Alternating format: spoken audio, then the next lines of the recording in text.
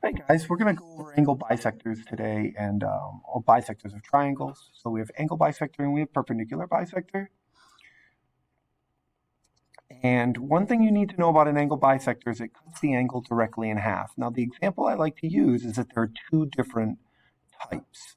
There's one that just cuts an angle and there's one that cuts a triangle. So here's a regular angle one. If it says that this is a bisector, or sometimes they use these indicators as lines, but if they say it's 50-50, so if this is a 100-degree angle, that's 50 and 50. How does it work in an actual triangle? Well, if this side is 30, you write these little tick marks, these little half moons, will say that the other side is also 30. So if you have three angle bisectors in the same time, that middle is called the incenter. It's just good to know that it exists. Number two. Number two is perpendicular bisector, 2 out of the 4. This is a perpendicular bisector that's a 90-degree angle, but creates a 90-degree angle on the opposite side. But what does a perpendicular bisector also do? It's got one extra quality, and that is that it makes these two segments congruent. So let's go over what that would look like when you actually have two segments that are now congruent.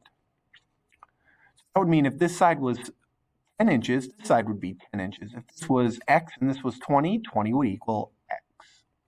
And a circumcenter is where three angle bisectors meet. Sometimes those meet right in the middle or somewhere around there. So down here, I want to do LYF. LYF is 58 if the other side is 58. And over here, we have two congruent areas, two congruent segments. So we're going to set them equal. So we have 5x minus 6 equals 3x plus 8. And we can do that because BD is a perpendicular bisector.